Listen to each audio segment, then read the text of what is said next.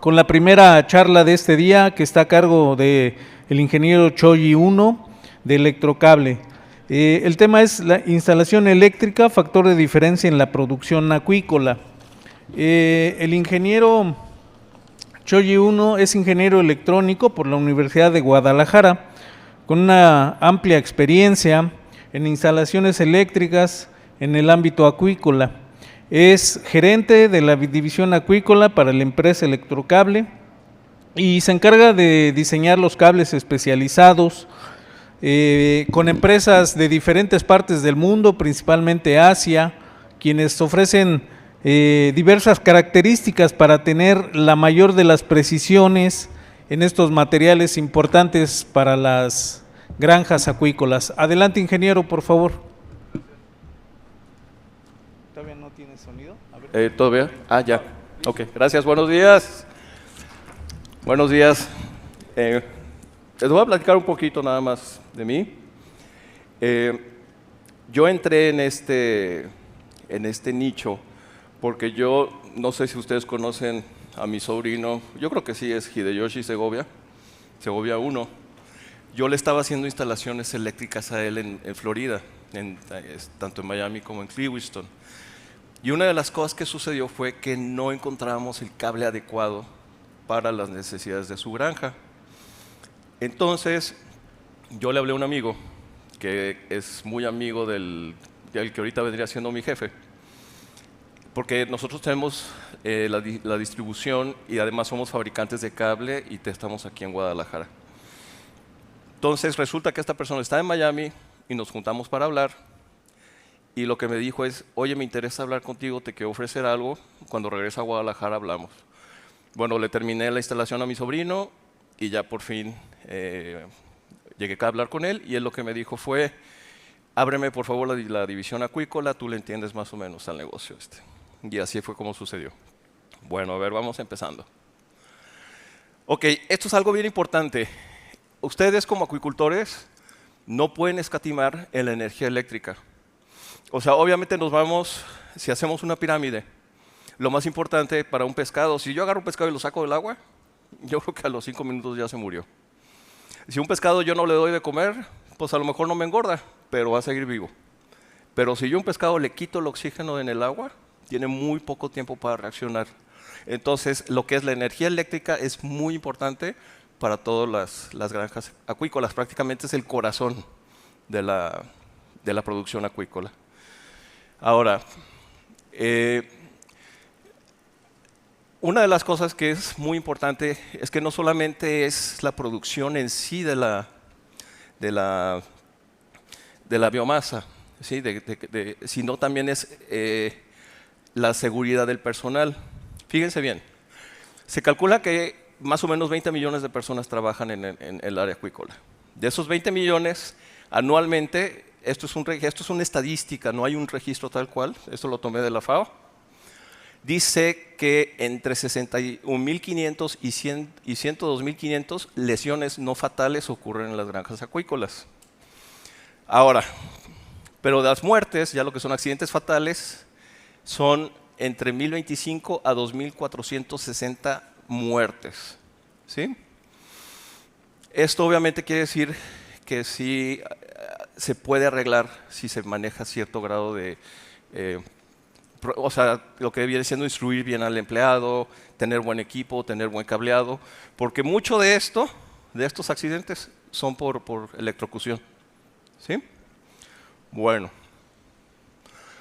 Ahora, el impacto, ya si hablamos directamente de producción, el 60% de mortalidad en granjas acuícolas, que son catastróficas, o sea que te acaba el lote completo, son por fallas eléctricas.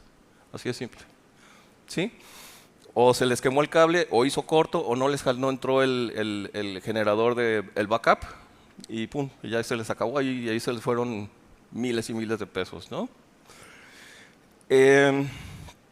Obviamente esto si lo traducimos, o sea, esto lo primero que sucede es, se les va la electricidad, lo primero que pasa es que se paran los aeradores. Entonces ya no tienen oxígeno. Luego, si tienen bombas de recirculación, entonces ya el agua no puede estarse recirculando y lo que sucede es que el CO2 se empieza a acumular, que eso también es pues, fatal. Este problema sin sensores y control en cambios bruscos de temperatura es para los que manejan ya, por ejemplo, si necesitan agua caliente o agua fría, que tienen calentadores o tienen chillers, perdón, eso es lo que se maneja. Ahora, cuando hay apagones o variaciones de voltaje, una de las cosas que sucede es que los motores se descomponen. ¿Sí? O sea, no están, a menos que tengas protecciones como variadores de frecuencia o eso, pero el motor está muy expuesto a que se descomponga. Ok, las pérdidas anuales se calcula, bueno, más bien se calcula que en la acuicultura se generan 313,000 millones de dólares anuales. Y las pérdidas por fallas eléctricas oscila entre los 313 millones y los 1.560 millones de dólares anuales. O sea, son pérdidas fuertes. ¿Sí? Ahora, vamos a hablar un poquito de electricidad. Nada más es para que tengan como una noción y están más o menos hablando en el mismo idioma. Fíjense bien. La definición es tal cual es el voltaje. ¿Sí? Voltaje es la presión en la que se mueven los electrones. Eso se mide en voltios. La corriente es el flujo de electrones que pasa a través del cable. Eso se mide por amperes. La potencia es la energía usada en una unidad de tiempo. Por eso dicen watts hora o watts X, ¿no? La resistencia es la oposición del paso de corriente eléctrica en cualquier material. Sí, ofrece una resistencia y se mide en ohms. Bueno, las dos que siguen no son tantos términos eléctricos, pero son muy importantes, que es la distancia. Obviamente la vamos a medir en metros, porque se tienen que hacer cálculos sobre qué grosor tiene que ser el cable. Por último tenemos lo que son los caballos de fuerza. Esta es una unidad de potencia o de trabajo. Esto, pero no solamente es para electricidad, esto también, por ejemplo, los motores de combustión y generalmente todos los motores se miden con HPs, que perdón, es equivalente a 745.7 watts. Ay, perdón. Bueno. Ay, gracias.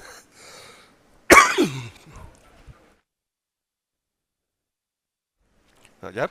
Ya, ok. Esta es la analogía similar de cómo funcionan, cómo es la electricidad. La presión del agua, digamos que vamos a mandar del tanque 1 al tanque 2, vamos a mandar agua. La presión que existe sobre el primer tanque, ese es el voltaje. La distancia o el flujo, bueno, más bien el flujo de agua que pasa a través de la manguera, eso se mide en amperes. La cantidad de agua que cae por segundo, no sé, por minuto, como lo quiera medir, eso venía siendo la potencia, eso se mide en watts. La distancia es un factor vital, ¿sí? Y la resistencia vendría siendo el grosor de la manguera, perdón, o del tubo, que lo que hace es una resistencia que se ofrece según el grosor del tubo. Si la manguera es muy gruesa, no ofrece mucha resistencia y el agua puede pasar más fácil. Si la manguera es más delgada, va a pasar el agua, pero le va a tomar más tiempo poder llenar, ¿cómo se llama?, el segundo tanque. Y eso es lo que ya se mide en ohms. Ahora, ya vamos a hablar un poquito de cables ahora sí. Los cables generalmente, obviamente tienen, ay, perdón, era el de atrás. Ok, son los conductores. Y dentro de los conductores puede ser aluminio o cobre, o los chinos ya hicieron una mezcla nueva. Pero bueno, ahorita les platico esa historia. Ahora, el aislamiento del conductor, esto es muy importante, también son de materiales. Eso lo que hace es aísla para que pueda pasar la corriente sin que se escape. En algunos cables, por ejemplo, variadores de frecuencia o arranques suaves, se necesita un blindaje, que es lo que hace, es evita que haya armónicos o ruido eléctrico o que se genere electricidad estática. Y por último está la cubierta. que puede ser de neopreno, silicón, teflón, o sea, son muchos tipos. Obviamente, cuando nosotros hablamos de cable, la definición es que va de punto A punto B, es nada más transmitir energía. Pero el cable tiene mucho más funciones que eso y ahorita se los voy a enseñar. Bueno, esto es algo importante, yo sé que son muchos números, pero bueno, por ejemplo, el cobre es el mejor conductor que hay. Bueno, el mejor conductor es oro, pero nadie le va a poner cables de oro en una granja, ¿no? Pero bueno, dentro de todo, el cobre se usa porque, fíjense, ese es su nivel por metro cuadrado, que por metro, te ofrece esta resistencia, que es muy poco. El aluminio, o sea, bueno, lo que tiene el cobre es que es más maniable y es más confiable. Lo que tiene el aluminio es que es muy ligero, pero si se fijan, el nivel de resistencia es más alto, es prácticamente el doble que el de cobre. Ahora, ¿en qué se usa el aluminio? Eso es algo muy importante. El aluminio se usa para tendidos aéreos, ¿sí? ¿Por qué? Porque es muy ligero. Entonces puedes aumentar una tirada muy larga con un cable de aluminio, pero obviamente como su resistividad es más alta, lo que tienen que hacer es meterle un calibre más grueso, ¿sí? Entonces, esa es una de las cualidades del aluminio, además es más barato. Pero lo que sucede es que, por ejemplo, el aluminio es muy frágil. Si tú agarras un cable de aluminio y lo doblas, se revienta. Por eso, ahorita que sigamos a la siguiente, esta viene siendo. Estas son las clases que existen, que vienen siendo clases de flexibilidad. El aluminio solamente abarca hasta aquí, clase 2. Mucha gente los conoce como 7 hilos, porque donde comienza son 7 hilos gruesos entrelazados, que son los que vemos en los postes ¿cómo se llama? De la comisión. Son cables de aluminio y son clase 2. ¿Sí? O sea, no son tan flexibles, son difíciles de manejar y bueno, y suelen ser más frágiles. En el cobre también existe clase 1, clase 2, clase 5 y clase 6, esos son los importantes. El clase 5 ya es flexible, es bastante flexible, muy manejable, no sé si ya pasaron a mi stand y checaron los cables que se pueden manejar muy fácil. Ese es clase 5. Y clase 6 ya son multifilares, que es para el cual tiene que estar en constante movimiento. Por ejemplo, las manos robóticas o ahora sí que el cable para los polipastos. Ese tipo de cable sí tiene que ser clase 6. ¿Sí? Ahora, todos los cables pueden variar la cantidad de conductores en su interior. Es la configuración que ustedes necesiten. Por ejemplo, está el unipolar, que es un solo conductor, que viene siendo un solo hilo, ¿sí? Luego está el bipolar, que viene siendo el de 2 hilos, tripolar ya son 3, y los multipolares, pues bueno, ya son de 4 en adelante, ¿sí? Generalmente, el bipolar, que diga, estos tipos de conductores, ya es cuando una instalación se va a quedar fija, cuando ya no la van a mover, ¿sí? Es cuando se utiliza mucho ese tipo de cable. Ahora, pero sí son bien difíciles de manejar, total, porque el cable que conseguimos en Miami era calibre 10 y era unipolar. Eso fue hace como 3 meses, no más. Hace como 6 meses y todavía me duelen las manos, porque es muy difícil de operar. Ahora, los polímeros, que vienen siendo los plásticos, son los que ya dan la definición para qué sirve el cable.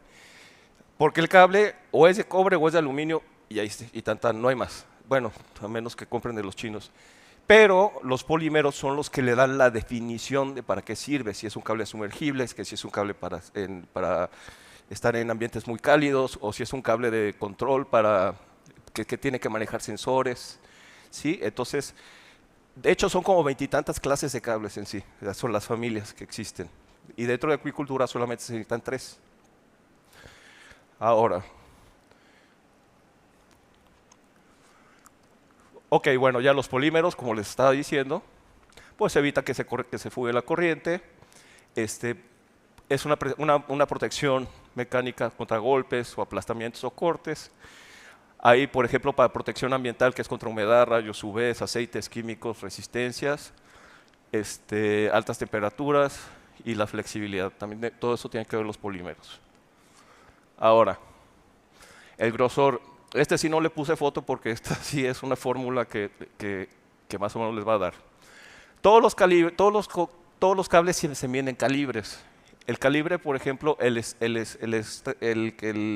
estándar, que es el AWG, es el que se maneja en Estados Unidos. En milímetros cuadrados es la medición europea. Y bueno, ya es el que se maneja también en Asia. ¿Sí? Ahora, el sistema americano, que es el AWG, entre más alto sea el número del cable, por ejemplo, si dicen, es que le voy a meter un calibre 12 AWG, es un cable delgado. Y si dices 14, es todavía más delgado. Ahora, pero cuando dices, le voy a meter un cable calibre 2, calibre 8, calibre 6, ya son cables más grandes. Está el 0, el doble 0, o sea, hay muchísimos. Ahora, y el sistema métrico, ese pues obviamente ahí está, es entre más gruesos sean los milímetros, que es el diámetro del cable, es mayor el grosor. Ahora, cuando necesitas calcular el cable, tienes que regirte bajo estas fórmulas, ¿sí? Por ejemplo, en monofásico se usa el 2 y luego el P, que viene siendo el factor de resistencia que ofrece ya sea el aluminio o sea el cobre, por la distancia, por la corriente, entre el voltaje. Y ese te va a dar un número en milímetros. ¿Sí? Y en trifásico, pues se usa nada más, se quita el 2 y se pone el 3. Y ahí está. ¿Sí? Ahora, hay una caída de tensión que se permite, que viene siendo entre 3 y 5%. O sea, ningún cable te va a pasar el 100%. Generalmente oscila entre un 97 y 95 y eso es bastante bueno. Ok. Ustedes van a invertir muchísimo dinero en motores, muchísimo dinero en generadores, muchísimo dinero en variados de frecuencia, en arranques suaves, en switches, botoneras, tableros de control, o sea, todo lo que ocupen, ¿no? Pero siento decirles que si el cable no es el adecuado, lo que va a suceder es o se va a descomponer el motor, o van a descomponer el tablero, o van a descomponer el variador de frecuencia. Ustedes pueden decir, es que compré este motor y ya se me fregó, o sea, ya no sirve y apenas pasaron 6 meses. ¿Saben qué? No es el motor, es el cable. ¿Por qué? Porque el cable está permitiendo que pasen armónicos o simplemente el cable se sobrecalienta y no deja que haya un flujo de electricidad como debe de ser. Por eso se fregan los motores. Bueno, como les digo, un cableado deficiente puede provocar calor excesivo, puede dañar el aislamiento, producir cortocircuitos, eso es súper peligroso. Y una de las cosas es que el cable empieza a hacer que haya fallas en los motores. Una de las cosas que pasa con los cables es que cuando el cable se calienta, como todo lo que lo cubre son polímeros, son plásticos, esos empiezan también a aflojar. Y cuando empiezan a aflojar, el cable empieza a tener juego. Y si el cable tiene juego, es muy probable que se toque con otro cable. Y si se toca con otro cable, ya tenemos un cortocircuito. Por eso es muy importante que siempre se mantenga siempre a un nivel. ¿Sí? Ahora, ahí les va.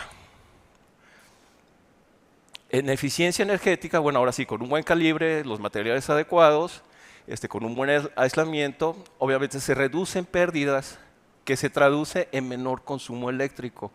O sea, un buen cable les va a ayudar a ahorrar energía eléctrica. ¿Sí? Ahora, generalmente en la acuicultura lo que se recomienda es que sea de cobre o cobre estañado. Eso es porque tienen una mejor conducción. ¿Sí? Vamos a la siguiente. Ahora, esto es muy importante y esto, bueno, voy a dejar aquí el agua tantito. Miren, el cableado, muchas veces se preguntan si lo quieren aéreo o lo quieren subterráneo. Bueno, el subterráneo es más seguro, es más confiable siempre y cuando sea el cable adecuado y es estético, pero bueno, son granjas acuícolas, no necesita que se vea bonito, sino que necesita que sea funcional. Pero es bien caro y es muy difícil de reparar. ¿sí? Si ustedes tienen una instalación subterránea y de repente les falló o se les cayó una línea o se les descompuso el cable, para poder reparar eso van a tener que volver a levantar y meter cableado nuevo, que eso les va a tomar más de 2 horas, les va a tomar hasta 5, una semana, 5 días por ahí. En cambio, el cableado aéreo es más barato, es fácil de instalar, es muy fácil de reparar, es muy fácil de ver dónde está el error, ¿sí? Y poder reemplazar rápido el cable, o sea, puedes reaccionar muy rápido. Lo único malo es que es un poco más vulnerable a lo que es el clima y vandalismo. Pero bueno, eso siempre pasa, ¿no? Que se roban un trozo de cable o algo así. Pero bueno, el cableado subterráneo, como ahí decimos, el costo inicial es muy alto. Puede costar entre 5 a 10 veces más que un cableado aéreo, ¿sí? La complejidad de instalación, pues bueno, requieren obras civiles, necesitan hacer zanjas, necesitan meterlo en ductos, o sea, es un trabajal, ¿sí? Ahora, lo que tiene una de las cosas es que, aparte de que es muy difícil de reparar, es que, ¿ahí dónde está? Ahí está, el calor no se disipa. Todo cable que ofrece resistencia, ese factor de resistencia lo que hace es produce calor, se convierte en calor. Pero si un cable se calienta, la conducción del cable puede llegar a bajar hasta 60%. Entonces, si ustedes necesitan que pase, no sé, vámonos con números cerrados, 100 amperes, lo que va a hacer es se lo va a reducir a 60 amperes. Y esa reducción ¿cómo se llama? Ya prácticamente les puede hacer que ya no funcione bien o no opere bien la maquinaria. Entonces, cuando son cableados subterráneos, lo que se recomienda es que una vez hecha el cálculo, ¿sí? de qué calibre van a necesitar o el grosor, le sumen 1 o 2 calibres más para evitar este problema, ¿sí? Pero bueno, se van a gastar más dinero, esa es la verdad. Ahora, el cableado aéreo. El costo es mucho más barato, obviamente de 5 a 10 veces más barato que el cableado subterráneo. La instalación es muy rápida, ¿sí? Es muy sencillo. Si ustedes quieren hacer una red eléctrica o conectar otra granja o van a ampliar la granja, es muy fácil hacer las conexiones en cableado aéreo, ¿sí? El mantenimiento es muy sencillo. Es muy, como ven, es fácil de reparar. Y lo que viene siendo, a le pasa lo contrario del cableado subterráneo. Como el cable está en el aire, ese calor que se empieza a generar se empieza a disipar. Y como se disipa el calor, entonces el cable tiene mayor conducción. Eso obviamente es muy bueno para los motores, ¿verdad? Bueno, ahora, ¿qué necesitamos saber? Vamos a hacer nuestra instalación eléctrica. Ok, primero, el requerimiento eléctrico en watts o HPs. O sea, ¿cuántos watts, cuántos motores voy a operar? No, pues que el motor es un motor de 5 caballos. Ok, entonces agarramos 5 caballos, lo multiplicamos por 746 y nos va a dar los watts. Bueno, ¿qué voltaje vamos a manejar? ¿No sabes que va a ser trifásica a 400 voltios? Ah, ok, perfecto, entonces ya tenemos el voltaje. ¿Cuántas fases vas a manejar? ¿Va a ser monofásico, bifásico o trifásico? Todo esto es necesario. Luego, ¿a qué distancia vas a poner el motor de tu fuente? ¿Qué tan larga va a ser el cableado, la tirada de cable? Ahora, las condiciones del cableado es si va a ser sumergido, o sea, si lo van a meter debajo de la tierra, lo van a poner aéreo, si va a ir debajo del agua. Todo esto también lo tienen que saber, obviamente lo tienen que tener bien pensado. La función del cable, por ejemplo, si es un cable de potencia para echar a volar un motor o es un cable de control para un panel para que pueda estar midiendo los sensores, ese es otro tipo de cable. Si es un cable para variador de frecuencia o si es un cable para grúa, eso es lo que tienen que tener en mente. Luego, el tipo de instalación, obviamente aéreo o subterráneo, y ya con esto sacamos el calibre o el grosor del cable. Pero ojo, esto es sumamente importante. Cuando vayan a comprar un cable, pidan la ficha técnica, ¿sí? Porque muchas veces dicen, es que yo uso el cable de uso rudo, pero el cable de uso rudo no tiene la función para sumergirse, Sí, el cable de uso rudo es, generalmente lo que uso es para herramientas, para pues, conectar un taladro y estarlo manejando de un lado a otro. Para eso se usa un cable de uso rudo. Para ya instalaciones fijas, el uso rudo no sirve. ¿Sí? Fíjense bien. Entonces, asegurarse que el cable esté certificado. Aquí les pongo unos ejemplos. Este es un cable, ¿cómo se llama? Este es un cable fotovoltaico, es para granja solar. ¿Sí? Tiene la TÜV, que es una certificación para granja solar, que dice que es un cable solar. Tiene todas estas certificaciones, la RoHS, la REACH, estas son europeas, la CE, tiene la UKCA, esta es de ¿cómo se llama? De Reino Unido y Canadá. Tiene, por ejemplo, esa D8, que quiere decir que se puede mojar, es contra incendio, o sea que se puede apagar solito, y creo que es libre de halógenos es. Ahora, eso es unas certificaciones europeas. Las mexicanas, ahí está, la norma. Si se fijan ahí, dice estándar de construcción, CI, y ya te empieza a decir todo, y la norma mexicana. Si no quieren tener problemas con el gobierno, por ejemplo, nosotros no podemos vender un cable que no esté certificado por la norma mexicana. Esa es una de las cosas. Pero bueno, entonces, vean la ficha técnica, vean los certificados, la norma mexicana y las normas internacionales que maneja. ¿Sí? Ahora, en las certificaciones lo que hacen es avalan la función del cable. Este cable es la norma de decir, este cable te funciona para esto. Y ya, por último, ay, faltó la ficha técnica, pero bueno, es que me faltó una. Pues sí, bueno, no importa. En la ficha técnica les va a decir a qué temperatura puede trabajar, cuál es el voltaje en la que puede trabajar, en caso de corto, cuánto tiempo aguanta, ¿sí? Todo eso tiene que venir en una ficha técnica, por eso es muy importante que vean en la ficha técnica y antes de comprar el cable para que sepan que sea el cable adecuado.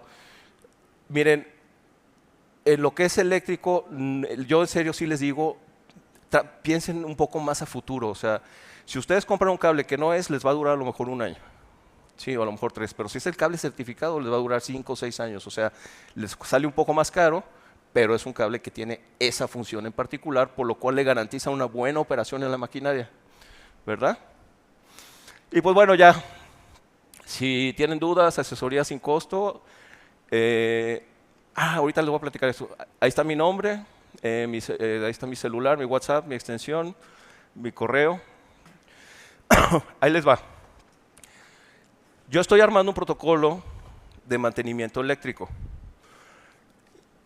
porque me he dado cuenta que muchas veces no saben qué hacer cuando ocurre un desastre.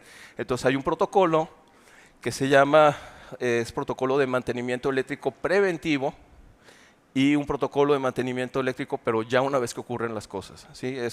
Ahora, yo estoy trabajando con otro ingeniero, no sé si ubican ustedes una empresa muy grande en Colombia que se llama Proceal. Bueno, ellos tienen producciones de 100 toneladas de pez a la semana, o sea, son unos monstruos. Su ingeniero de mantenimiento está trabajando conmigo para hacer estos protocolos, ya estamos a punto de sacarlos. Entonces, cuando lo tengamos en nuestra página, cuando ustedes se metan a División Acuícola, pueden ver los protocolos. Obviamente todas las granjas son diferentes, no todas funcionan igual, pero es un estándar para que ustedes sepan qué deben de hacer, ¿sí? Porque bueno, no es lo mismo una granja, ¿cómo se llama?, que necesita aeradores de paleta, que si necesitan blowers, o sea, los movimientos de reacción son muy diferentes, ¿verdad? Y hay que saber a qué se le da prioridad y a qué no se le da prioridad, ¿sí? Porque si se les fregó la bomba que riega las plantas, pues no pasa nada si se tardan un día. Pero si es la bomba que saca agua para estar alimentando las albercas, pues ahí sí tiene que reaccionar muy rápido, ¿verdad? Y creo que con eso terminamos. Ahí está. Gracias. Muchas gracias. Muchas gracias. Bueno. A ver. Muchas gracias a Choyi 1. No sé si habría alguna pregunta para él. Tenemos algún tiempo todavía. Sí, dudas, preguntas, perdón. Ya ni les pregunté. ¿Dudas, preguntas? Le pasan el micrófono, por favor. Muchas gracias. Muy interesante tu explicación. Una duda, la caída de tensión, con lo comentabas en un porcentaje, pero ¿tiene que ver la distancia? Sí. Por ejemplo, tú dices pues, a 100 metros, 200 metros, etcétera. Sí, por eso se calcula el grosor bajo eso. Entonces, por ejemplo, hay una caída de tensión, digamos, aquí nos da 100 voltios, y si recorremos 100 metros, nos va a salir, no sé, nos puede salir 95 voltios, por decirlo así. Eso está bien. Pero si el cable no es grueso y nos vamos hasta 100 metros o 200 metros, nos puede dar 50 voltios. Entonces, ese cable no es para eso. Por eso calculas el calibre para que de donde sale hasta donde lo vayas a llevar te dé de menos los 95 voltios para que esté operando. Ese es un ejemplo, ¿verdad? Pero bueno, generalmente sabemos que se manejan 130 y tantos voltios. Sí, y otra pregunta. Por ejemplo, tenemos el problema que se va la energía eléctrica, ¿no? Tú tienes 3 fases y regresa la energía eléctrica y regresa a una sola fase. Con eso enciende los blowers, por ejemplo, ¿no? Pero tú no sabes visualmente que llegó nada más una fase, ¿no? Y empieza a funcionar el motor y se daña porque pues no está hecho para esa fase. ¿Qué se puede hacer en esos casos? Okay, ¿Hay una alarma o algo? Miren, lástima, yo quería hacer algo en esta expo.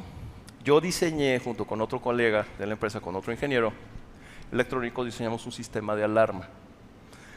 Este sistema de alarma, su función es que lo vas a conectar por medio de arnés, no tienes que desarmarlo ni nada. Conectas por medio de arnés y el aparato va a saber si es monofásico, si es bifásico, si es trifásico.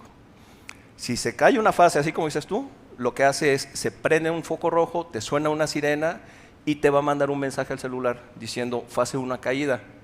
Si la fase 1 se cayó, la forma de reaccionar pueden ser dos. Una, o el cable se fregó o la pastilla se botó y nada más es cosa de irle a encender.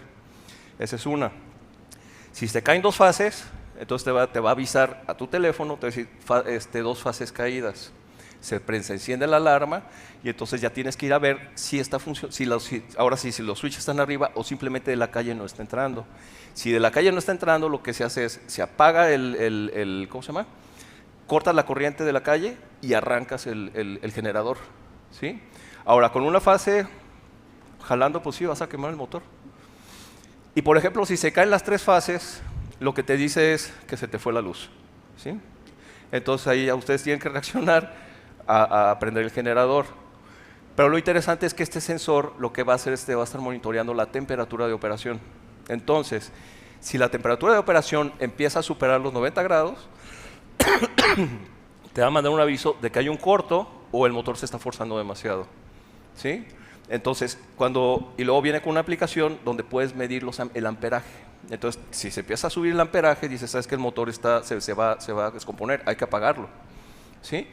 Y todo eso lo van a poder controlar desde su celular con el sistema que estamos. Bueno, de hecho ya está diseñado y fue un problema porque íbamos a presentar el prototipo, pero le dio apendicitis y lo operaron la semana pasada y pues ya no pudimos hacer nada. Pero bueno, eso es generalmente para lo que estamos diseñando, por todas esas carencias que estamos viendo que se necesitan en las granjas acuícolas, ¿verdad?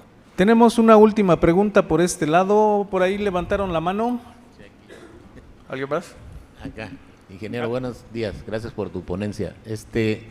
Como sabes, es muy interesante lo que acabas de decir y justamente la primera parte de mi pregunta se basaba en si existía un sistema de alarmas que nos pudiera dar la claridad de lo que preguntaba el compañero, de cuando tenemos sistemas de más de una fase, si se va a una fase, si una fase está baja y las otras dos están bien en cuanto a voltaje. Entonces, ese es un problema que sufrimos porque yo pienso que muchas de las granjas están en zonas rurales donde el suministro de energía eléctrica no es muy estable. Entonces, en el caso particular, nosotros tenemos un generador de emergencia, el cual nos indica en su tablero de control en qué estatus se encuentra cada fase del sistema trifásico, ¿no? Y eso nos da claridad, pero de repente, cuando aparentemente sí hay luz, pero el voltaje no es el suficiente para que los equipos estén prendidos, entonces hemos corrido riesgos en los que en el momento se apaga un motor y si no estamos muy alertas a que está variando el voltaje, puede quedarse apagado el motor y nos quedamos sin aire en las tinas. Exacto. Entonces, ¿qué recomiendas, por ejemplo, para este tipo de instalaciones donde el voltaje sí llegan las 3 fases, pero pero muy bajas. De repente bajan, ¿no? Sin previo aviso. No es que se vaya la luz, puedes estar en tu instalación y no te das cuenta, pero sí bajó lo suficiente para que se caiga la tensión y se apaguen los motores. Bueno, en las granjas rurales lo que deben de tener, yo me supongo, bueno, toda granja debería de tener una subestación. Y la subestación sirve para lo siguiente. Fíjense bien. Viene la línea de media tensión. La media tensión se considera desde, hay unos que lo consideran desde 1000 voltios hasta 35,000. Nosotros generalmente lo tomamos desde 3000, 2000 voltios hasta 35,000. Entonces vienen los 35 kV y se bajan directo a la subestación. La subestación lo que va a hacer es que esos 35 kV los va a convertir a 400 voltios o los voltios que ustedes necesiten para operar. ¿Sí?